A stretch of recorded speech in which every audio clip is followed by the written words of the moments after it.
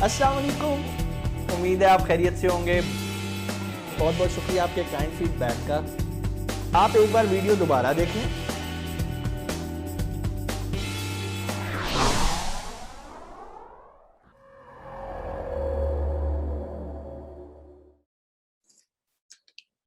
जी, तो आज का लेक्चर हमारा बाकी लेक्चर्स की तरह थोड़ा सा मज़े का है और कम बोरिंग है।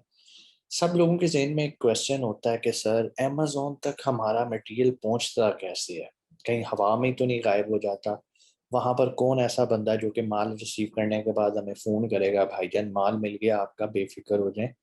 हमें कैसे यकीन आएगा कि हमारा माल अमेज़न के वेयर हाउस में पहुंच गया है? आज हम यही देखेंगे।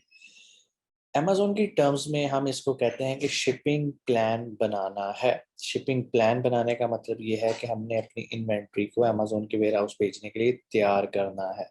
इसको हम सेंड रिप्लेनिश इन्वेंट्री के नाम से भी जानते हैं अमेज़न की टर्म में। रिप्लेनिश इन्वेंट्री मीन्स कि हमने इन्वेंट्री को अमेज़न के वेयर हाउस में भेजना है। इन्वेंट्री अमेज़न के वेयर हाउस में भेजने के लिए जिन चीज़ों की ज़रूरत है वो ये है।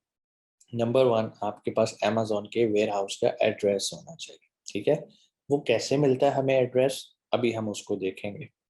नंबर टू, आपके पास लेबल्स होने चाहिए। ठीक है, अब लेबल्स क्या होते हैं, अब पहले इसका कॉन्सेप्ट क्लियर करें।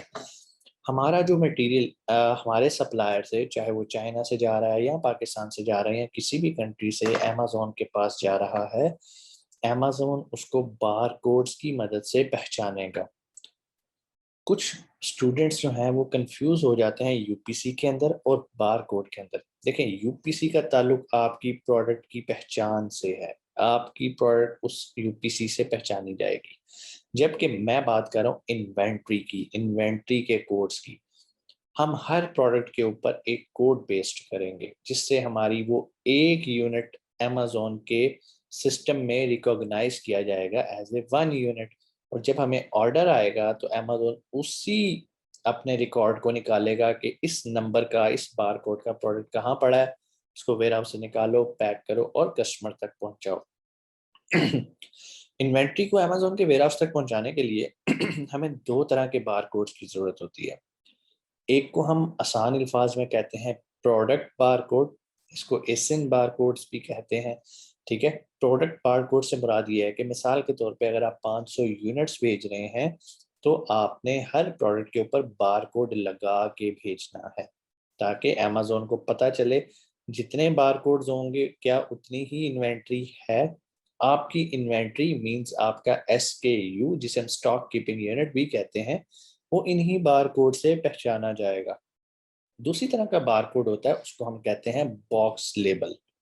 ठीक है, इसे हम प्रोडक्ट लेबल होता है, एक बॉक्स लेबल होता है या बॉक्स बार कोड होता है। ठीक है, सो अमेज़न हमें ये दोनों तरह की चीजें प्रोवाइड करता है, ये हम खुद से नहीं बना सकते, ये अमेज़न हमें देगा।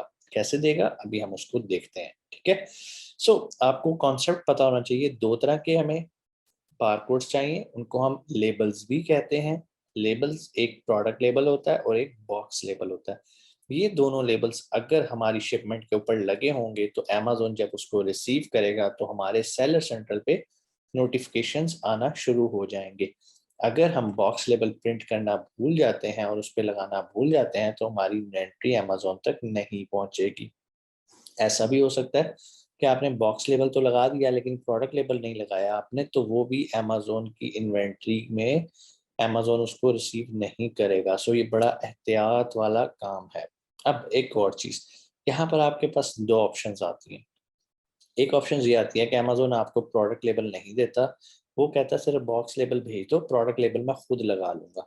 लेकिन ऐसा करने का वो आपसे पैसे लेता है, यूजुअली 20 सेंट फी प्रोडक्ट को लेगा और वो खुद से आपकी हर प्रोडक्ट को लेबल भी कर देगा।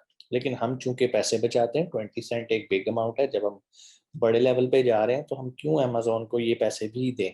सो हम क्या करते हैं, हम अपने सप्लायर को कहते हैं कि भाई हमारी प्रोडक्ट के ऊपर बार कोड पेस्ट करके पैकिंग करनी है आपने। अब कैसे आप उसको देंगे, अमेज़न आपको देगा पीडीएफ की फॉर्म में, आप उसको ईमेल कर देंगे अपने सप्लायर को। बार सप्लायर थोड़े से जिद्दी होते हैं, वो कहते हैं नहीं हमने नहीं करना, हमारे पास टाइम नहीं है। لیکن بہت سارے سپلائر یہ کرنے کے لیے تیار ہوتے ہیں، لیکن وہ کہتے ہیں کہ بھائی ہمیں تھوڑے سے پیسے دے دو. بہت اچھے اچھے سپلائر ہیں جو آپ کو کہتے ہیں کہ یار ٹھیک ہے مجھے آپ 5 سینٹس بھی دے دو گے نا تو میں کام کر لوں گا. ٹھیک ہے، کچھ کہتے ہیں 10 سینٹس میں، but still it is better than 20 Saint جو آپ امیزون کو دے رہے ہیں. سو آپ اپنے سپلائر کو اس کی کاسٹ میں ایڈ کریں، اسے آپ نے پہلے ہی کمٹ کرنا ہے سورسنگ کرتے ہوئے کہ بھائی میں تمہیں لیبلس بھیجوں گا، تم نے اس کی پیسٹنگ بھی کرنی ہے، پلس میں تمہیں باکس لیبل بھیجوں گا اور تم نے باکس کے اوپر اس کو پیسٹ کرنا ہے. ایک تو ہو گیا یہ میتھڈ. دوسرا میتھڈ میں نے آپ کو بتایا کہ امیزون خود لیبل کرتا ہے، لیکن امیزون کے پاس اب چونکہ ورک لوڈ بہت زیادہ ہے، امیزون ہر کسی کی لیبل کرنے کی ذمہ داری نہیں لیتا. یہ آپ کو چیک کرنا پڑے گا کہ کیا آپ کی پروڈکٹ کو امیزون لیبل کرنے کی حامی بھر رہا ہے یا نہیں بھر رہا. کیسے پتا چلے گا وہ بھی ابھی ہم دیکھیں گے. ابھی ایک آپ کو گو تھرو سسٹم بتا رہا ہوں، یہ سسٹم چلے گا کیسے.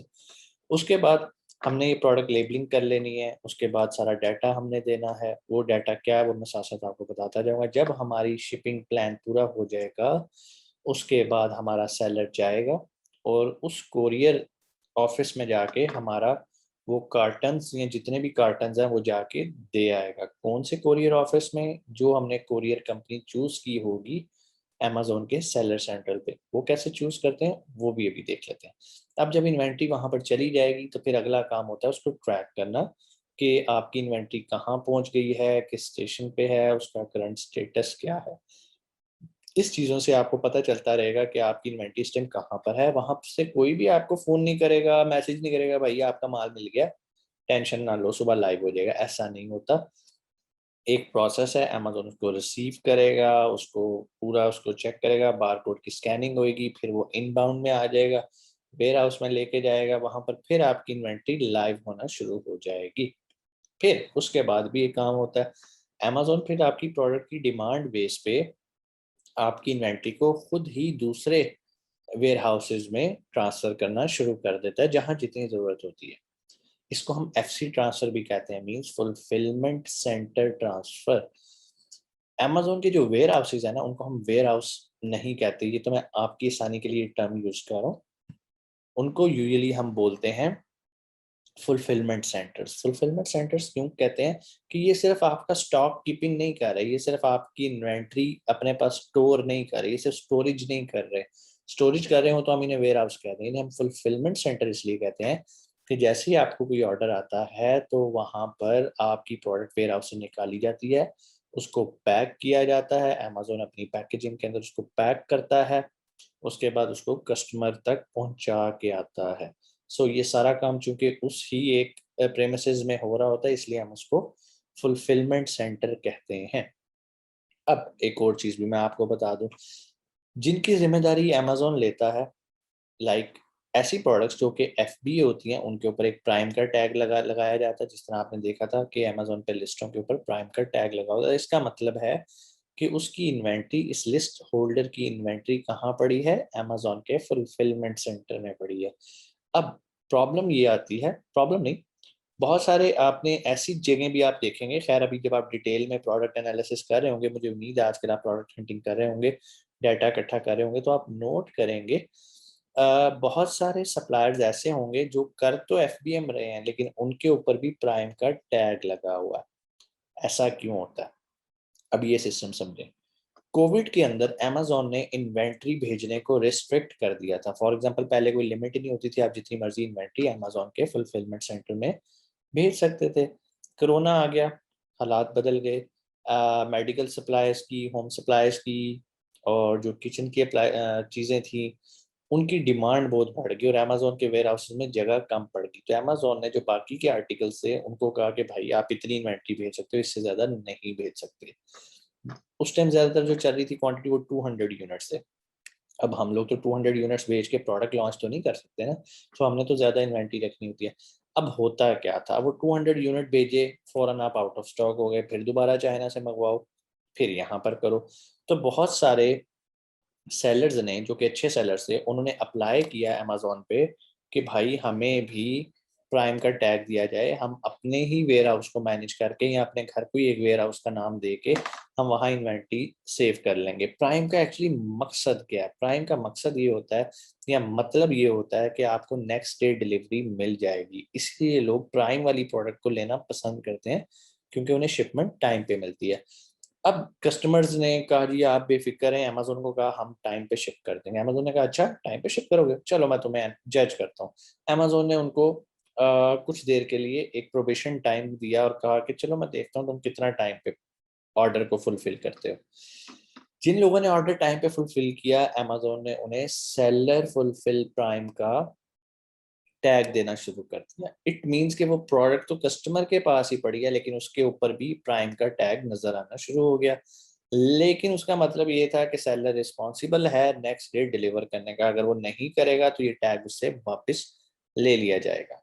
سو یہ تو ہو گیا. اب اس سچویشن میں چلو آپ نے اگر نہیں بھی سیلر فلفلر پرائم کا ٹیگ لینا تو پھر آپ اپنے کرائسس کو کیسے فیس کرتے تھے؟ لائک 200 یونٹ, اب آپ نے پروڈکٹ لانچ کرنی ہو, چائنا میں کون آپ کو 200 یونٹ دے گا؟ چلو اگر دے بھی دے گا وہ ایسی پرائس دے گا کہ وہ آپ کے بارے میں نہیں آئے گی. اب آپ کیا کریں گے؟ آپ کو کم سے کم 1000 یونٹ بائی کریں گے, 1200 کریں گے, 1500 بائی کریں گے, تو آپ کیسے اس کو مینٹین کریں گے؟ اس سچویشن میں ہم ہیلپ لیتے تھے 3PL کی. 3PL کہتے ہیں تھرڈ پارٹی لاجسٹک. 3PL کا نام آپ نے سنا ہوگا. 3PL ایک بہت کامن ورڈ ہے امیزون کی ٹرم میں, پچھلے دنوں تو بہت ہی زیادہ یوز کیا گیا. اس کو ہم کہتے ہیں تھرڈ پارٹی لاجسٹک. ہم کیا کرتے تھے, ہم اپنی ساری انوینٹری اٹھاتے تھے, اس 3PL بھائی کے ویئر ہاؤس میں رکھ دیتے تھے, پھر حسب ضرورت 200 یونٹ اٹھائے امیزون کے ویئر ہاؤس میں بھیج دیے. جب وہ بکنے لگے 150 پہ رہ گئے, پھر 200 اٹھائے امیزون کے ویئر ہاؤس میں بھیج دیے, پھر 200 اٹھائے. اسی طرح چائنا سے تو ہم نے ایک ہی بار 1000 منگوا لیے, اور اسی کنٹری میں منگوائے جہاں پر ہمارا امیزون کا اکاؤنٹ ہے, تاکہ ہم آؤٹ آف اسٹاک نہ ہو. اس ساری ایکٹیویٹی کا مقصد یہ ہے کہ ہم آؤٹ آف اسٹاک نہ ہو. تو یہاں پر ہم 3PL کی سروسز آؤٹ سورس کرتے تھے اور ان کی سروسز لے لیتے تھے, لیکن تھوڑے سے انہیں پیسے دینے پڑتے تھے. بٹ اسٹل اٹس بیٹر, اگر آپ کا بزنس بہترین چل رہا ہو تو آپ کو انہیں پیسے دیتے ہوئے کوئی پرابلم نہیں ہوتی. لیکن اگر آپ کا کوئی اپنا عزیز رشتے دار ہو تو آپ اس کے گھر کو بھی ایز اے 3PL یوز کر سکتے تھے. آپ اسے کہتے تھے بھائی تھوڑی سی میری مدد کر دے, میں انوینٹری تیرے گھر پہ بھیج رہا ہوں, اسے اپنے پاس رکھ لے, جب جب میں تجھے کہتا جاؤں تب تک یہ 200 یونٹ آپ بھیجتے رہنا امیزون کے ویئر ہاؤس پہ. سو یہ ایک طریقہ کار تھا جو ہم کووڈ کے اندر فالو کرتے تھے. اب امیزون نے تھوڑی سی ریلیکسیشن کی ہے. جو پروڈکٹ ہم 200 بھیجتے تھے اب وہ ہم کم سے کم 500-600 بھیجنے لگ پڑے ہیں. کافی آسانی ہو گئی ہے. کچھ آرٹیکلس پہ تو اس نے ریسٹرکشن ہی نہیں اٹھا دی ہے. کووڈ کے اندر بھی اس نے بہت ساری پروڈکٹس کی ریسٹرکشن اٹھائی. کیا فارمولا تھا, کیا الگوریدم تھا امیزون کا؟ وہ یہ تھا کہ اگر آپ کی پروڈکٹ بڑی جلدی سرکولیٹ ہو رہی ہے اور بڑی جلدی آرڈرز آ رہے ہیں اور آپ کی انوینٹری بڑی جلدی ختم ہو رہی ہے, تو امیزون کو لگتا تھا کہ یار یہ ایک فاسٹ موونگ پروڈکٹ ہے, مجھے اسے تھوڑا سا زیادہ جگہ دینی چاہیے. تو وہ 200 سے اٹھا کے آپ کو 500 تک کی لمٹ دے دیتا تھا, 500 سے 1000 پہ لاتا تھا, پھر آپ کی لمٹ ہی اٹھا دیتا تھا اگر آپ کی اتنی فاسٹ موونگ پروڈکٹ ہے. سو اب تھوڑا سا ریلیکسیشن ملی ہے, کافی فائدہ ہوا, جس سے 3PL بھائیوں کا ذرا بزنس تھوڑا سا سلو ہو گیا, بٹ اسٹل ابھی بھی وہ یوز میں ہے. سو آپ کو یہ ساری باتیں بتانے کا مقصد یہ ہے کہ جب آپ اپنی انوینٹری بھیجنے لگے اور امیزون کہ نہیں بھائی 200 سے زیادہ نہیں بھیجنی, تو آپ نے پریشان نہیں ہونا, آپ کو تھرڈ پارٹی کی ہیلپ لینی پڑے گی. بہت سارے ہیں, آپ کو فیس بک سے مل جاتے ہیں تھرڈ پارٹی لاجسٹک والے لوگ. ادروائز آپ امیزون کے پلیٹ فارم سے ہی تھرڈ پارٹی لاجسٹک کی کمپنیز کو ہائر کر سکتے ہیں. کہاں سے؟ بالکل وہیں سے جہاں پر ہم نے لاسٹ لیکچر میں آئی پی ایکسکلیٹر کے تھرو اپنا ٹریڈ مارک اپلائی کرنے کا میتھڈ دیکھا تھا. جس طرح ٹریڈ مارک کے سروس پرووائڈر بیٹھے ہوئے ہیں, اس طرح 3PL کے بھی سروس پرووائڈر وہاں پر بیٹھے ہوئے ہیں. یہ سارا کانسیپٹ آپ کو دینے کا مقصد یہ ہے کہ ابھی ہم پریکٹیکلی جائیں گے, اسکرین پہ دیکھیں گے کہ اب ہم اس کو پریکٹیکلی کیسے ایگزیکیوٹ کرتے ہیں.